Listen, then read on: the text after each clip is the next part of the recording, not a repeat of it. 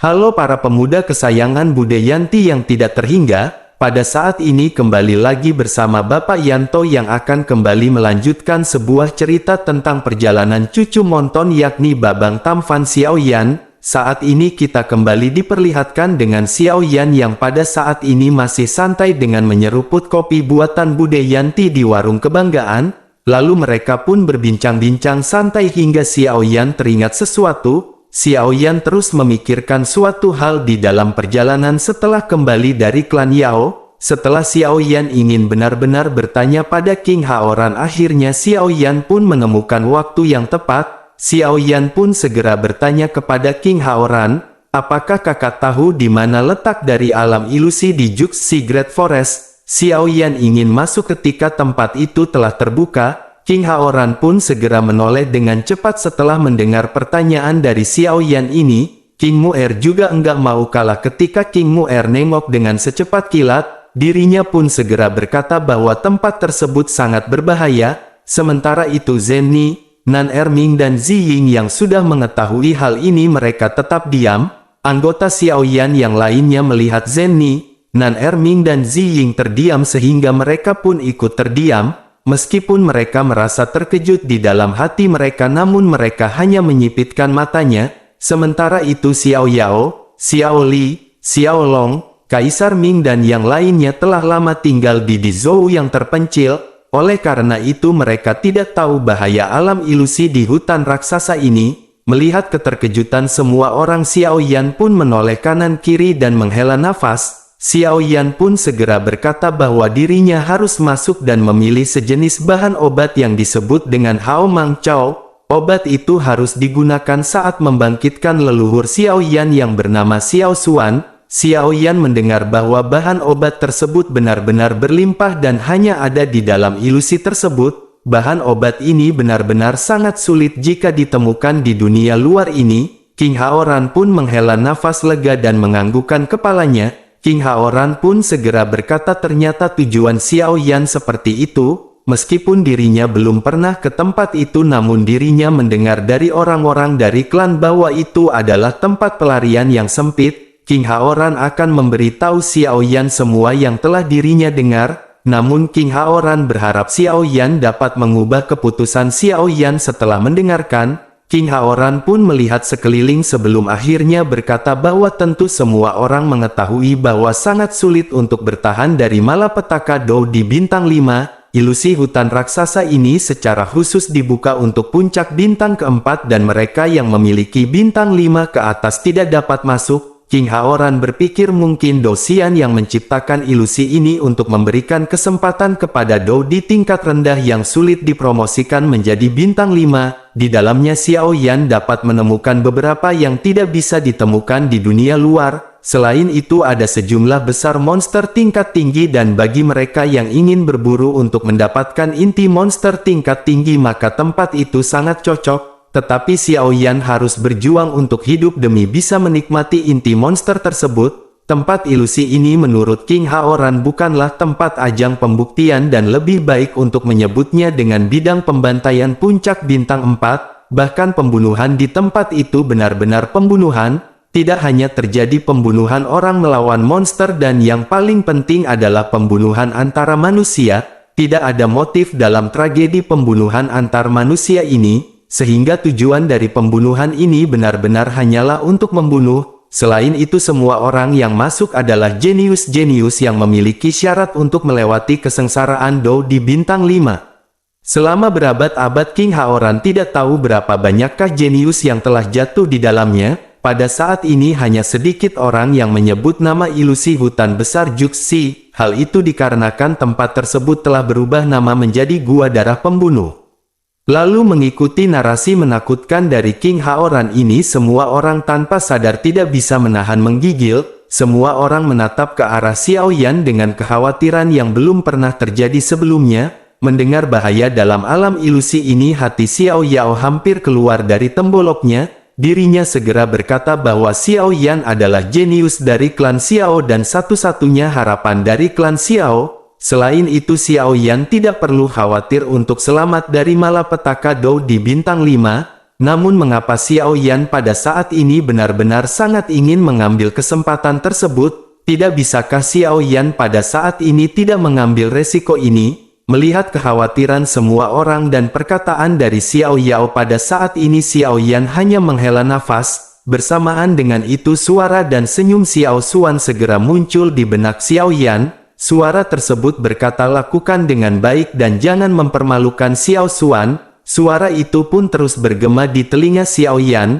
Lalu Xiao Yan akhirnya menggelengkan kepalanya kepada Xiao Yao dan berbicara dengan nada meminta maaf. Xiao Yan berkata bahkan jika itu berbahaya Xiao Yan pasti akan tetap pergi. Setelah itu Xiao Yan pun menoleh ke arah Le Shaolong dan bertanya bahwa Le Shaolong telah menjalankan rumah lelang selama bertahun-tahun. Apakah Le Shaolong mengetahui bahan obat yang baru saja Xiao Yan disebutkan? Menanggapi hal itu Le Shaolong pun menggelengkan kepalanya dan berkata bahwa dirinya benar-benar belum pernah mendengarnya. Melihat Le Shaolong yang menggelengkan kepalanya pada saat ini segera berspekulasi, jika melihat namanya yang merupakan rumput impian sepertinya ini adalah sejenis rumput, terlebih lagi jenis rumput impian ini benar-benar sangat langka di benua Dodi. Selain itu mungkin orang-orang yang membawa keluar dari dalam alam ilusi ini bukan bersedia untuk menjualnya.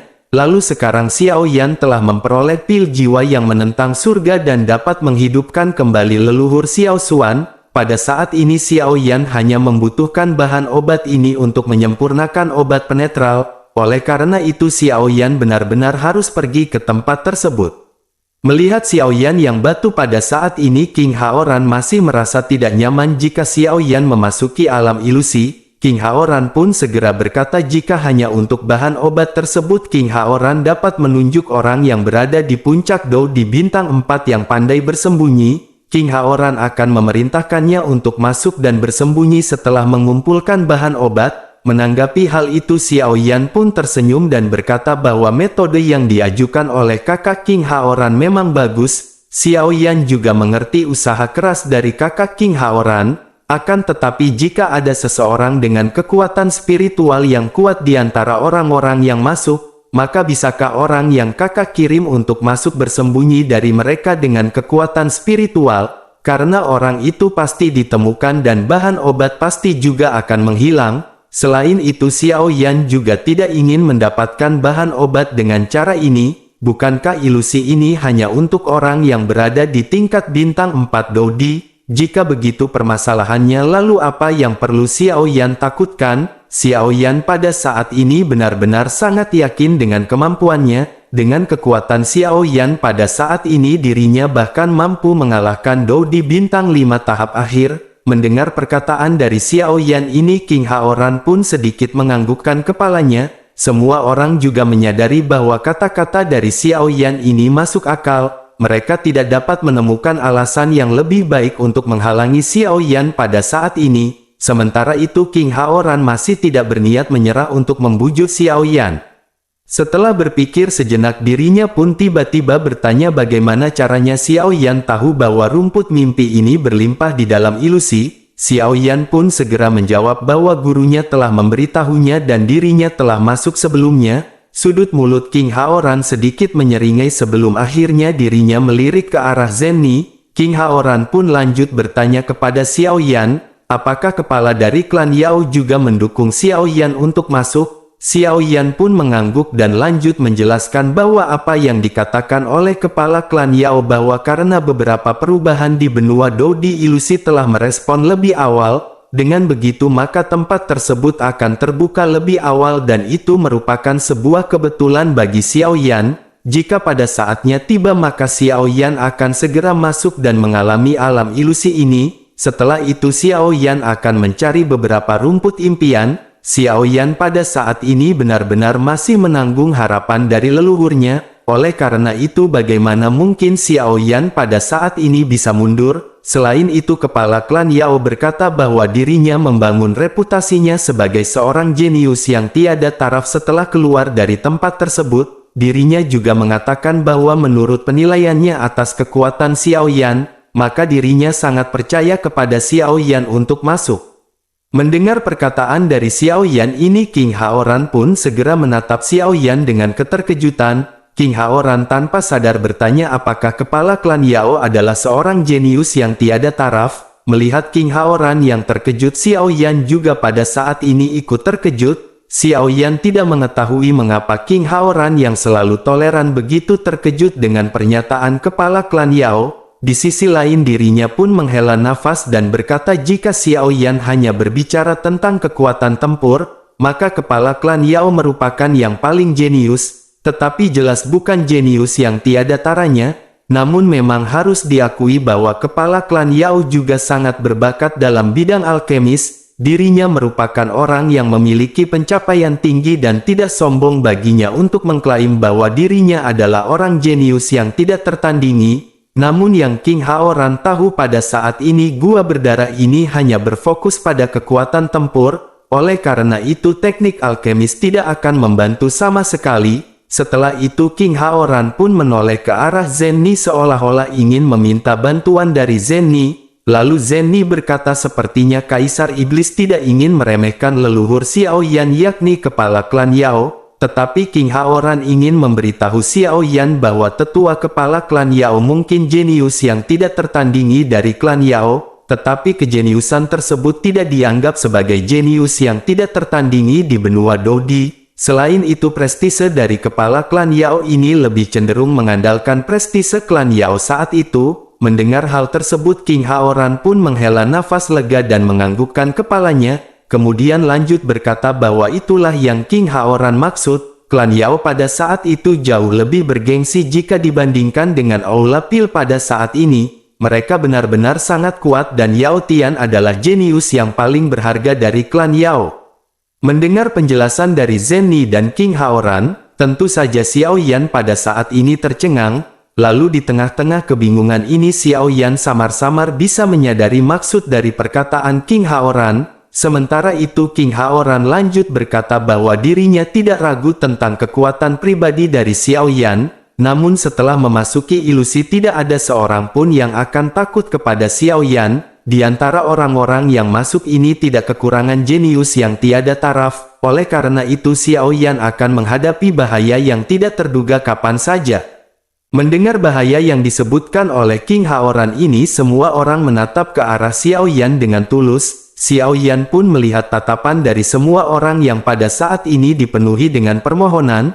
Jelas di hati semua orang pada saat ini mereka tidak menginginkan Xiao Yan untuk pergi. Menghadapi begitu banyak pasang mata yang berharap Xiao Yan tidak akan pergi ke ilusi itu untuk mengambil resiko, tekad kuat Xiao Yan yang awalnya benar-benar kuat pada saat ini mulai goyah. Melihat Xiao Yan yang pada saat ini mulai terbujuk dan menundukkan kepalanya, tentu saja King Haoran pun menghela nafas. Dirinya pun segera lanjut menjelaskan adapun mengenai rumput impian ini mereka bisa memikirkan cara yang lain. Mereka bisa meminta jenius yang tiada taraf untuk pergi dan membantu. Selain itu saudara dari Zenni juga bisa melakukannya. Mendengar hal itu Zenni pun bertanya-tanya. Zenni yang sangat pintar segera bereaksi dengan tergesa-gesa. Zenni pun segera bertanya kepada King Haoran. Apakah yang dimaksud oleh King Haoran adalah saudara Zenni yang berada di klannya yang bernama Zenjian? Apakah orang itu juga pada saat ini akan pergi? King Haoran pun mengangguk dan berkata bahwa dirinya telah mendengar orang itu juga akan masuk. Jika saudara Zenni ini masuk maka benar-benar tidak akan ada bahaya serius bagi dirinya. Seharusnya tidak akan menjadi permasalahan untuk memintanya membantu membawakan rumput impian. Mendengar hal itu Zenni juga merasa lega. Zenni berpikir sepertinya langkah ini akan dapat menyelesaikan permasalahan mengenai rumput impian. Sementara itu di sisi lain Xiao Yan pada saat ini tertarik dengan percakapan antara King Haoran dan Zenni. Xiao Yan pun segera bertanya apakah King Haoran pada saat ini yakin pada jenius yang masuk itu akan membahayakan keselamatan dari Xiao Yan. King Haoran pun mengangguk dan berkata karena para jenius tidak tertandingi itulah King Haoran menyarankan Xiao Yan untuk tidak masuk. Menghadapi pembunuhan tanpa akhir dan bayang-bayang kematian dalam ilusi kapan saja, maka mudah bagi seseorang untuk kehilangan sifat asli mereka dan menjadi sangat haus darah. Mendengar hal itu Xiao Yan pun segera menekan gejolak yang ada di dalam hatinya. Dengan mata cerah Xiao Yan pun segera berkata bahwa kakak King Haoran telah berulang kali menyebutkan para jenius ini tiada taranya. Xiao Yan pada saat ini ingin bertanya sejauh manakah kejeniusan mereka semua. Jenius macam apa yang dapat memenuhi syarat untuk disebut jenius yang tiada taranya? Menanggapi hal itu King Haoran pun pada saat ini menghela nafas. Dirinya pun lanjut menjelaskan bahwa sejarah dari Gua Darah ini sulit dipelajari, karena aturan pembukaannya setiap 3000 tahun terus berlanjut hingga hari ini. Namun ada pengecualian di tahun-tahun yang panjang. Setidaknya dirinya tahu ada beberapa kali yang dibuka dalam waktu kurang dari 3000 tahun. Menurut King Haoran, fenomena ini benar-benar fenomena yang unik dan menarik. Setiap kali ilusi dibuka lebih awal akan ada lebih dari 3 jenius yang tidak tertandingi yang mempesona muncul pada saat itu. Oleh karena itu beberapa orang mengatakan bahwa Gua Berdarah sebenarnya adalah tempat pelatihan bagi para jenius yang tiada taranya. Selain itu dapat dikatakan juga bahwa Gua Berdarah ini sebagai tempat untuk eliminasi, karena faktanya setiap kali ada pembukaan maka akan ada banyak jenius yang mati di dalamnya. Apakah sekarang Xiao Yan mengerti mengapa King Haoran mencoba untuk mematahkan semangat Xiao Yan? Kemudian Xiao Yan pun mengangguk setelah mendengar sedikit penjelasan dari King Haoran. Namun Xiao Yan segera pulih dan berkata bahwa saudara King Haoran belum memberitahu Xiao Yan kejeniusan seperti apa yang disebut kejeniusan tiada taraf.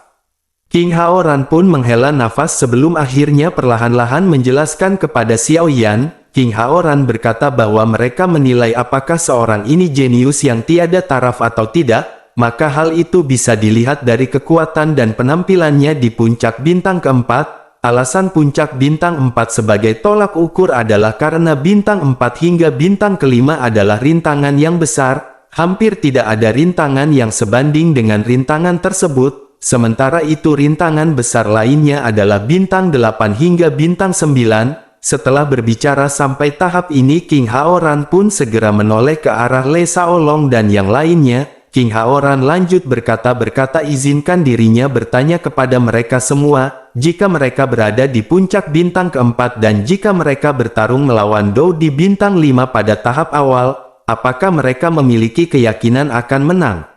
Mendengar pertanyaan ini semua orang pun saling melirik satu sama lain, lalu Le Shaolong pada akhirnya segera berkata bahwa beberapa dari mereka telah berada dalam aliansi bisnis sejak mereka datang ke benua Dodi. Mereka biasanya memiliki hubungan yang baik dan saling memahami, kecuali Xiao Zhan yang dapat bertahan dalam pertempuran melawan Dou di bintang 5 ketika dirinya berada di tahap di bintang 4. Jika mereka tidak melarikan diri sepertinya mereka akan berujung pada kematian.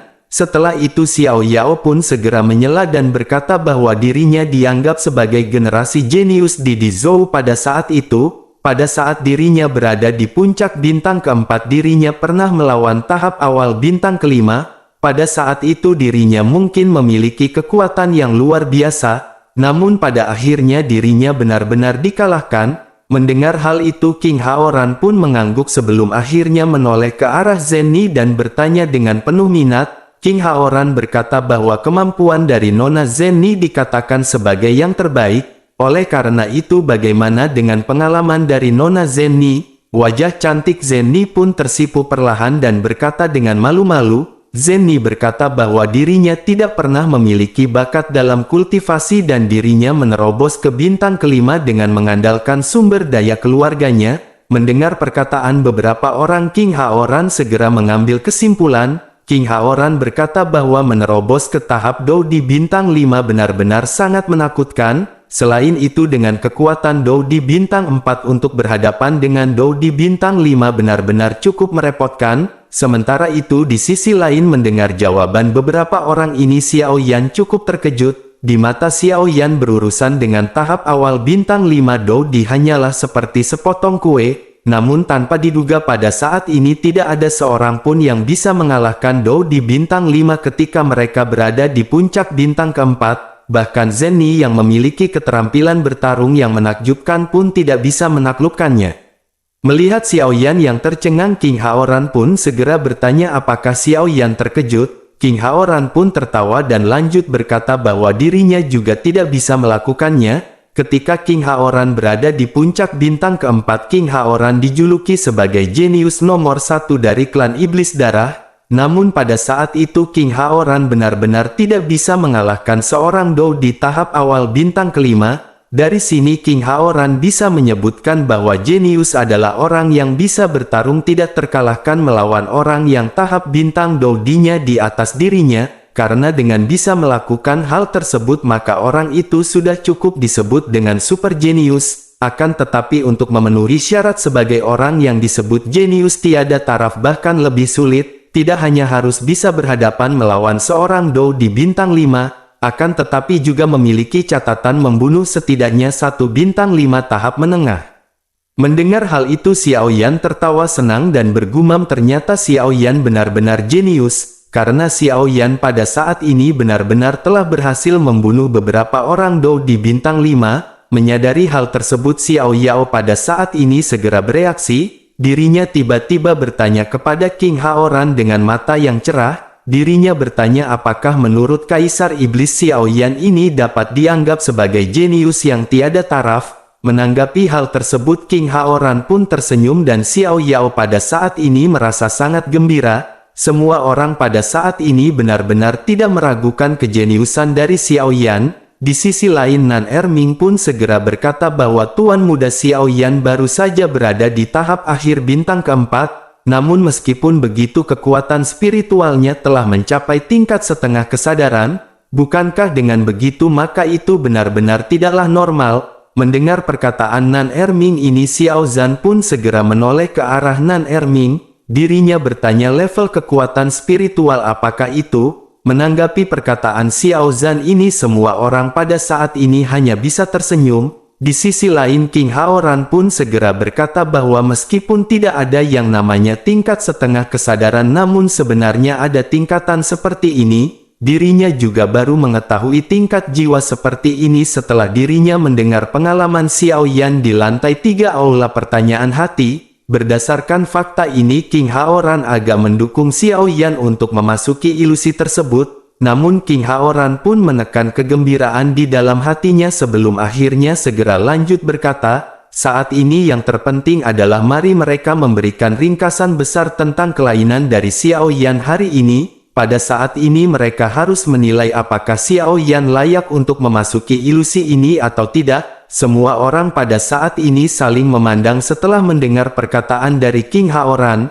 Meskipun mereka yakin dengan seluruh aspek dari kemampuan Xiao Yan, namun mereka masih sedikit ragu, dan tepat ketika semua orang memikirkan ini dan itu di dalam pemikiran mereka, Xiao Yan pun segera berkata dengan sungguh-sungguh kepada King Haoran. Xiao Yan berkata izinkan dirinya diperkenalkan kepada para jenius yang tidak tertandingi yang akan memasuki ilusi. Dengan begitu Xiao Yan dapat dengan hati-hati menilai apakah Xiao Yan akan masuk dan mengambil resiko ini. Semua orang tidak perlu khawatir dan Xiao Yan juga tahu beban yang berada di pundaknya, sehingga dengan begitu Xiao Yan juga pada saat ini tidak akan bertindak sembrono. Mendengar apa yang dikatakan oleh Xiao Yan ini semua orang seketika tertegun. Mereka percaya bahwa Xiao Yan akan membuat keputusan setelah penilaian yang tenang. Selain itu pada saat yang bersamaan mereka juga sangat tertarik dengan kejeniusan yang tiada taraf yang muncul di benua Dou D. Sementara itu King Haoran pada saat ini menghela nafas dan berkata, baiklah dirinya akan memperkenalkan 5 orang jenius tiada taraf lainnya kepada Xiao Yan. Dengarkan baik-baik dan bandingkan mereka dengan hati-hati. King Haoran pun menghela nafas dan menyebutkan beberapa nama yang diantaranya ada naga marah yang merupakan anggota dari suku Yaolong. Selain itu juga ada Zhen Jian yang merupakan saudara dari Zhen Ni. Ada juga 2 orang saudara yang berasal dari Istana Pil. Mereka berdua disebut dengan Dan Biyang dan Dan Dian. Selain itu jenis terakhir yang akan disebutkan oleh King Haoran ini pasti akan menjadi musuh terberat bagi Xiao Yan. Menanggapi hal itu Xiao Yan pun segera menyadari maksud dari King Haoran. Lalu Xiao Yan pun bertanya apakah yang dimaksud oleh King Haoran orang ini berasal dari klan iblis jiwa. King Haoran pun menganggukkan kepalanya dan berkata bahwa orang ini bernama Hun Yingji. Jenius tidak tertandingi terakhir ini adalah musuh Xiao Yan yang mematikan. seorang jenius tidak tertandingi telah muncul di klan iblis. Lalu sebagai kaisar iblis seharusnya King Haoran pada saat ini sangat bahagia, namun pada saat ini orang itu berasal dari klan iblis jiwa. Oleh karena itu pada saat ini King Haoran benar-benar tidak tahu bagaimana perasaannya. Melihat King Haoran yang tampak khawatir, Xiao Yan pun segera membuka mulutnya. Xiao Yan berkata agar kakak King Haoran tidak perlu khawatir karena Xiao Yan pasti akan melakukan yang terbaik. Hanya saja Xiao Yan pada saat ini tidak tahu kejeniusan macam apa yang dimiliki oleh Hun Yingji ini. King Haoran pun mengepalkan tinjunya yang besar dan menghela nafas. Dirinya menghela nafas dan berkata bahwa Xiao Yan harus sangat berhati-hati.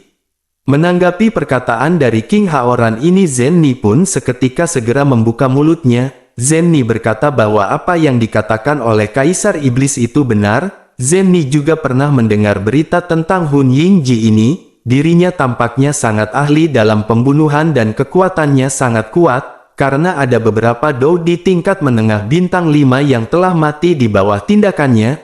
Lalu salah satu di antara mereka bahkan berada di tahap bintang 5 tahap akhir. Menurut Zhen Ni, Hun Yingji ini pasti bisa menjadi ancaman terbesar bagi Tuan Muda Xiao Yan. Terlebih lagi jika Tuan Muda Xiao Yan benar-benar masuk sendirian, maka Tuan Muda Xiao Yan benar-benar harus berhati-hati. Menanggapi hal itu, Long Yi pun segera berkata kepada Zhen Ni. Long Yi berkata bahwa ayahnya tidak akan masuk sendiri dan Long Yi pada saat ini juga akan ikut pergi. Mendengar hal itu, mata King Haoran pun pada saat ini berbinar dan dirinya segera membuka mulutnya dengan gembira. King Haoran berkata sepertinya tidak akan menjadi permasalahan jika Long Yi ingin ikut. Jika Xiao Yan dan Long Yi menggabungkan kekuatannya, maka akan sangat sulit baginya untuk menyerang Xiao Yan. Namun meskipun begitu akan sangat sulit untuk membunuhnya. Menanggapi hal itu, Zhen Ni pun menganggukkan kepalanya dan lanjut berkata, meskipun Tuan Xiao Yan dengan Long Yi adalah dua orang, tetapi mereka harus tetap berhati-hati menghadapinya. Jika memang ada kesempatan untuk membunuhnya, maka jangan melewatkan kesempatan tersebut. Mendengar hal tersebut, mata Xiao Yan pada saat ini terbakar oleh kebencian. Xiao Yan berkata bahwa dirinya tidak akan memberikan kesempatan kepada jenius yang tidak tertandingi dari klan iblis jiwa ini. Semua orang pada saat ini menghela nafas dan menaruh kepercayaan mereka kepada Xiao Yan. Lalu di sisi lain King Haoran pun lanjut berkata bahwa dirinya sudah selesai memperkenalkan Xiao Yan pada 5 orang jenius yang tiada taranya. Oleh karena itu King Haoran merasa bahwa dirinya tidak perlu bertanya tentang keputusan Xiao Yan. King Haoran sangat percaya bahwa meskipun semua orang jenius yang tiada taraf itu sangat baik, namun tidak ada dari mereka yang lebih baik daripada Xiao Yan. Mendengar perkataan dari King Haoran ini membuat hati semua orang terhibur. Suasana hati mereka pada saat ini menjadi sedikit lebih rileks. Lalu sementara itu Xiao Yan pada saat ini benar-benar telah membuat keputusan di dalam hatinya. Xiao Yan pada saat ini benar-benar akan masuk ke tempat ilusi tersebut. Sementara itu menanggapi keputusan dari Xiao Yan ini, semua orang hanya bisa diam-diam menghela nafas. Mereka hanya bisa berharap Xiao Yan akan kembali dengan selamat. Tentu saja semua orang menaruh harapan kepada Xiao Yan di tengah-tengah kepercayaan mereka. Lalu pada saat ini semua orang menatap kepada Xiao Yan dengan penuh semangat.